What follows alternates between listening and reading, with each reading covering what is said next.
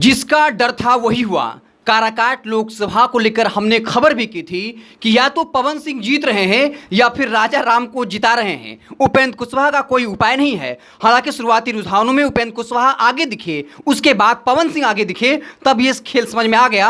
अब तो राजा राम आगे होने वाले हैं और फिर कुछ देर में खबर ये आ गई कि राजा राम काराकाट से लीड कर रहे हैं। यानी पवन सिंह एक बार आगे हुए रुझान में, मतलब पवन सिंह ने अच्छे वोट बैंक में सेंधमारी की है और राजपूत उनको समर्थन किया है। इसके अलावा जो यूथ हैं उन्होंने पवन सिंह को वोट किया है और राजा राम इसका फायदा उठा गए।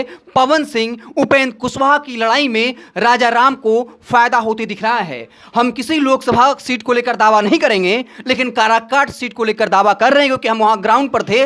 आपको बता दें कि पवन सिंह जीतेंगे या फिर राजा राम को जिता देंगे। यानी काराकाट सीट जो है वो एनडीए के हाथ से निकल रहा है। हालांकि बीजेपी ने पूरी कोशिश की, पीएम मोदी पहुंचे, अमित शाह पहुंचे, एनडीए के तमाम नेता पहुंचे, चिराग पासवान ने पूरी ताकत झोंकी, जितन राम मांझी ने ताकत झोंकी, लेकिन उसका असर होता हुआ नहीं दिख रहा है। पवन सिंह सिर्फ सोशल मीडिया पर भौकाल मचाए हुए नहीं थे, बल्कि वो वोटों में तब्दील होता दिख रहा है। यही वजह रहा कि पहले रुझानों में उपेंद्र कुशवाहा आगे दिखे, फिर पवन सिंह आगे दिखे। यानी पवन सिंह को वोट वहां पर मिला है और पवन सिंह को अगर वोट मिला है तो ये आप यकीन मान लीजिए वहां से उपेंद्र कुशवाहा नहीं जीत रहे हैं, उनका हारना लगभग तय है। और इस सीट को लेकर हम जो है वो दावा कर सकते हैं कि पवन सिंह जो हैं उन्होंने बड़ी संख्या में वोट को काटा है और वो वोट जो है वो एनडीए का है। इसलिए काराकाट सीट को लेकर यह दावा किया जा सकता है।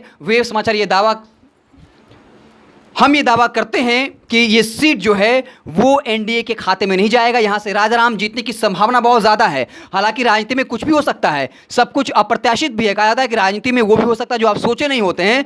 लेकिन जिस तरीके से पवन सिंह रुझानों में कभी आगे दिख रहे हैं, कभी पीछे दिख रहे हैं, इससे इतना तो साफ है कि वहाँ पर फायदा जो है वो राजा राम को हो जाएगा, क्योंकि राजा राम का अपना कैडर वोट बैंक तो है ही, कुशवाहा समाज का भी वोट पड़ा है। इसके अलावा जो आरजेडी का वोट बैंक है, चाहे वो एमआई समीकरण हो या कोई जो उनका कैडर वोट है, वो राजा राम को पड़ रहा है और इसका फायदा जो है वो काराकाट में दिखेगा। एक तरफ बता दें कि इसके अलावा पूर्णिया लोकसभा सीट है जहां से एक खबर थी कि पप्पू यादव जीत रहे हैं, लेकिन अब तक का जो रुझान है उसमें ये बात समझ लीजिए, कभी पप्पू यादव आगे हो रहे हैं तो कभी संतोष कुशवाहा आगे हो रहे हैं। बीमा भारती का कोई उपाय नहीं है। लेकिन जिस तरीके से तेजस्वी यादव ने, आरजेडी ने वहां जाकर जमकर प्रचार किया और यहां तक कह दिया था कि अगर आप हमें नहीं जिता पाए तो एनडीए को वोट कर दीजिए। हालांकि उन्होंने कहा कि वो स्लिप ऑफ टंग था, लेकिन ये सच बात है कि आरजेडी ने पप्पू यादव को हराने के लिए पूरी ताकत लगा दी थी और वहां पर पूर्णिया में शायद खेल गड़बड़ा जाए और पप्पू यादव अगर जीतते हैं तो नज़दीकी मुकाबला हो। लेकिन काराकाट को लेकर ये कहा जा सकता है कि वहां से उपेंद्र कुशवाहा